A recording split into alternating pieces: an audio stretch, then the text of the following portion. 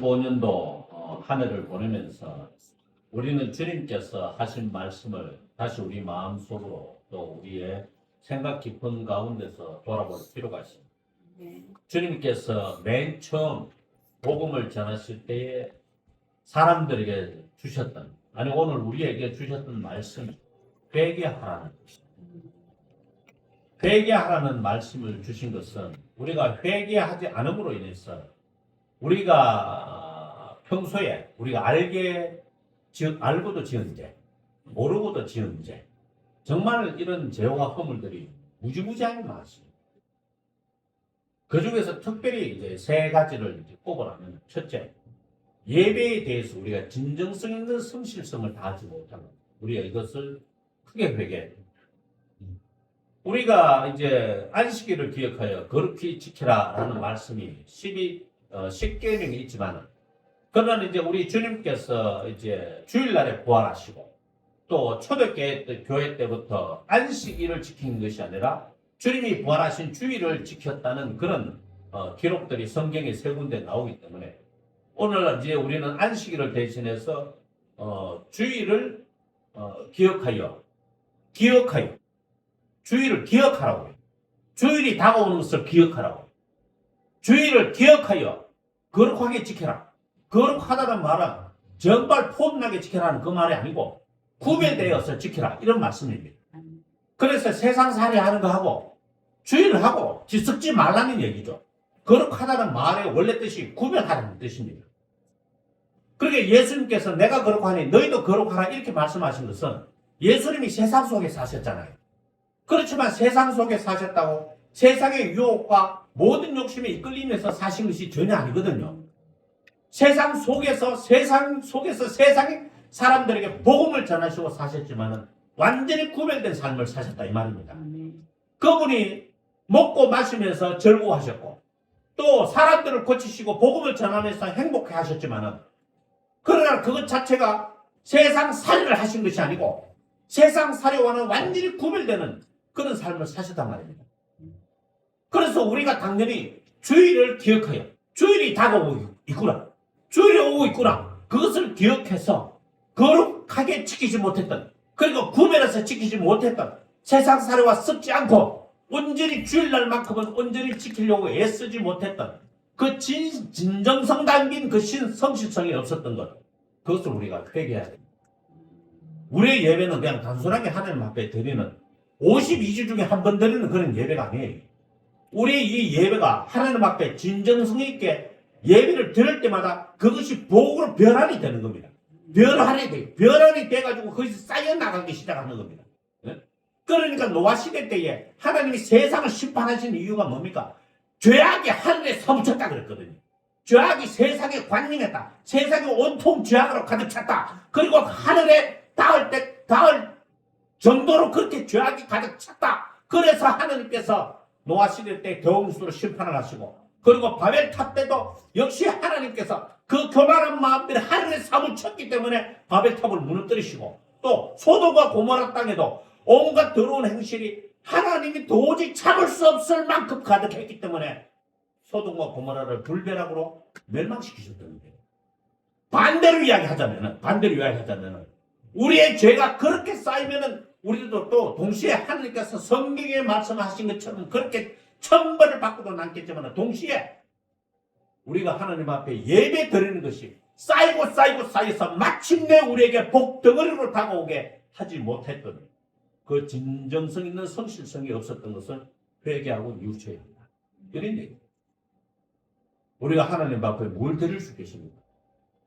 우리가 하나님 앞에 최선을 다해 헌금을 하고 있습니다. 지금 최선을 다해 헌금하고 있다고 한다. 사실 우리 성에 안 차는 게 또 틀림없잖아요. 좀 더 했으면 좋겠는데 내 형편 안 되는 거 어떡하나, 뭐 이런 거지 않습니까? 내 형편 안 되는 거 어떡하나. 그러니까 우리가 하나님 앞에 헌금 드린 것을 계산을 받아 전혀 못 되는 거예요. 내 성에도 안 차는데 하나님 성에는 차겠습니까? 그게 아니고 내가 드리는 예배가 하나님 성에 차도록 하나님이 만족할 만한, 그러니까 신령과 진정으로 성령과 진심으로 예배 드리는 자를 성령께서 찾으신다고 말씀하셨으니까, 성령께서 찾으실 정도로 성령과 진실로 예배 드린 자를 찾으실 정도로 예배를 진정성 있는 성실함으로 드리는 것이 그렇게나 중요한 거예요. 그렇게 하지 못했던 것을 우리는 회개해야 돼요. 회개해야 돼요. 물론 저도 정말 많이 회개해야 됩니다. 대부분의 어떤 성실하고 건전한 목사님은 1년에 예를 들어서 주일 낮 예배, 주일 저녁 예배, 주일 오후 예배든 저녁 예배든 그리고 수요일 예배 합하면은 52 곱하기 3 하면은 그러면은 156번이 되지 않습니까?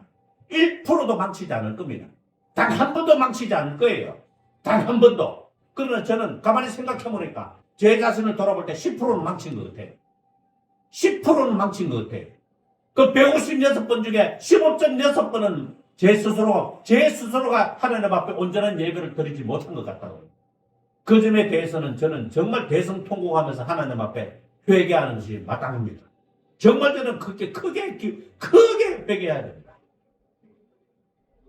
정말 회개합니다. 하고 있습니다. 더 많이 할 겁니다. 더 많이 할 겁니다.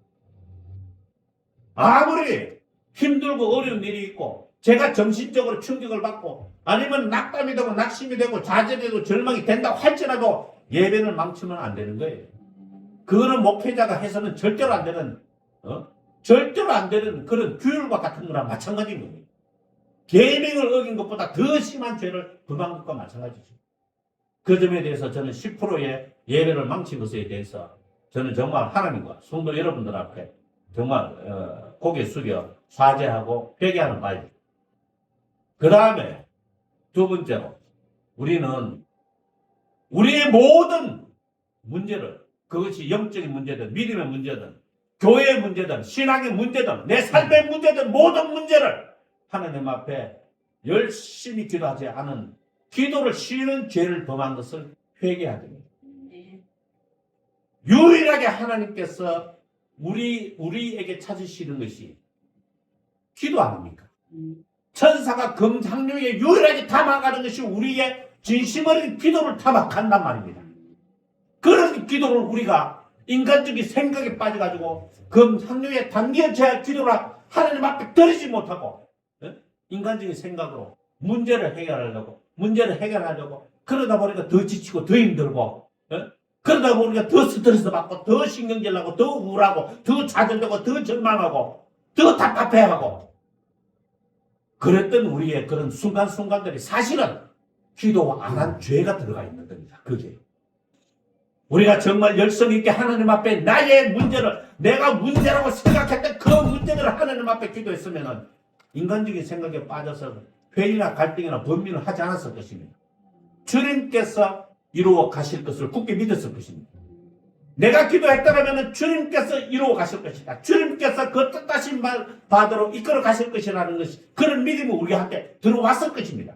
기도를 했더라면 그러나 우리가 기도를 쉬고 또 안 하고 그러다 보니까 인간적인 생각이 기도해야 해서 믿음이 들어와야 하는 그 자리에 인간적인 생각이 들어와가지고는 내 머릿속을 온통 휘저어놓고 그리고는 나도 모르는 사이에 낙심하고 염려하고 근심 걱정하고 그리고 비판하고 정죄하고 하는 그런 생각으로 가득 차게 만들어 놓은 그런 우리의 기도의 나태함을 하나님 앞에 회개하지 않으면 안 됩니다.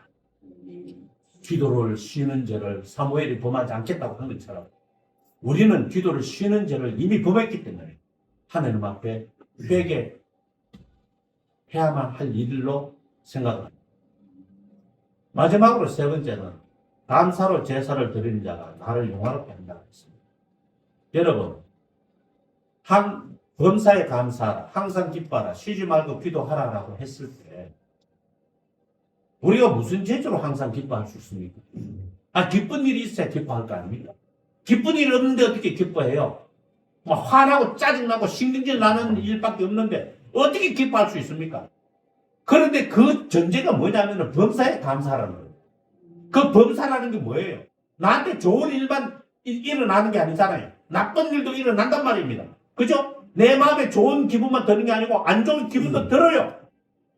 그 모든 것이 좋은 기분과 안 좋은 기분과 그리고 좋은 일과 나쁜 일들이 다 합쳐가지고 범사가 되는 거예요. 그러면은 좋은 일이 일어났을 때 감사할 뿐만 아니라 안 좋은 일이 일어났을 때도 감사를 해야 되는 거죠. 내가 실망스럽고 내가 좌절되고 내가 근심되고 내가 염려되고 내가 짜증나고 내가 화가 나는 그런 일에도 우리는 하나님 앞에 감사했어야 하는 일이에요. 태어나기도요 감사하면 마음에 모든 좋지 못한 감정들이 싹 하고 없어집니다. 저는 그것을 무진장 많이 경험했어요. 그러니까 제가 제 자신이 굉장히 회의에 빠질 때 또 제가 너무너무 힘들 수 없을 때 하나님 앞에 감사합니다. 그럼 다시금 내가 이제 일어설 수 있는 힘을 가지게 돼요. 예? 내가 다시 7번 넘어졌지만 잠옷에 있는 마시던 의인은 7번 넘어져도 다시 일어난다 하는 그 말씀처럼 넘어졌지만 다시 일어나는 거예요. 내가 좌절했지만 다시 일어나는 거예요. 낙심했지만 다시 일어나는 거예요. 회의와 갈등이 나한테 몰아쳐도 내가 그것을 극복하고 다시 일어나는 거예요. 그게 감사합니다. 하나님께서 우리에게 그냥 감사하라 하신 게 아니에요. 우리에게 좋은 일을 주시는 분도 하나님이시지만 나쁜 일을 우리에게 허락하시는 것도 역시 하나님이십니다. 빛도 창조하시고 어둠도 창조하신 분이 하나님이시거든요. 항상 나한테 좋은 일로만 나한테 계시하시는 것이 아니라 안 좋은 일을 통해서 나를 보게 하시고 나의 주변을 보게 하시고 내가 가야 할 길을 보게 하시는 그런 하나님의 섭리가 안 좋은 일 속에도 있는 겁니다. 그러면 우리가 범사에 감사하지 못한 것, 예? 항상 좋은 일만 생각하고 살았던 것, 그것도 한편으로 우리의 욕망이고 우리의 탐심이라는 것을 기억해야만 하는 것이죠. 그러지 못했던 것에 대해서 회개해야 됩니다. 나머지는 이런 회개를 하다 보면은 나머지 회개할 거리는 저절로 생각합니다. 어쨌든 2025년도 이 한 해를 마무리하면서 주님께서 주신 이 맨 처음 주님이 주셨던 복음의 말씀, 회개하라 천국이 가까이 왔느니라. 회개하는 사람한테 천국과 같은 그 은혜가 주어지지만 회개하지 아니하는 사람한테는 자기를 보지 못하기 때문에 자기가 가야 할 길을 놓쳐버리는 거예요. 자기가 가야 할 길을, 내가 내 믿음으로 어느 길로 가야 하는가를 놓쳐버리기 때문에 점점 뒤처지게 됩니다. 그러면 천국이 가까이 오는 게 아니고 천국에서 점점 멀어지면 어디가 가까워져요? 지옥이 가까워져요. 천국에서 점점 멀어지면 지옥이 가까워오는 게 마땅한 일이지 않습니까?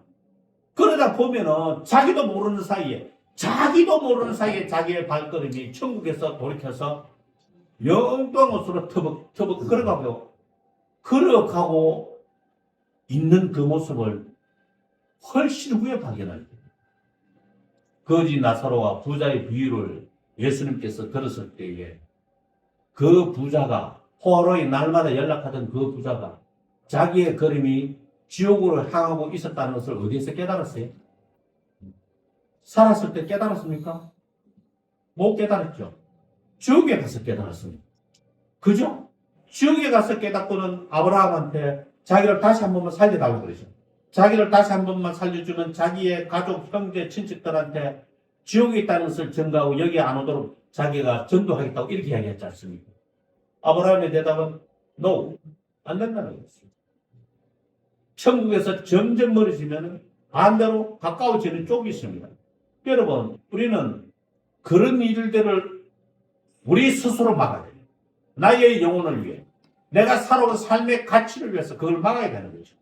그래서 주님께서 회개하라 천국이 가까이 왔느냐라는 이 말씀을 허투루 들을 수는 없는 겁니다. 25년도 이 한 해에 우리가 해야 할 일이, 마지막으로 해야 할 일이 있다면 역시 회개와, 그리고 내가 하나님 앞에 온전치 못한 삶을, 그런 신앙생활을 했음에도 지켜주신 그 은혜에 대해서 감사하면서 넘어가야 돼요. 이 밤 늦게 또 그렇게 기도하라는 그런 의미는 아니고요. 항상 우리가 그렇게 그 마음으로 살고 있어야 되는 거죠. 자, 우리 다 함께 찬송가 269장으로 하나님 앞에 감사드리겠습니다. 269장입니다.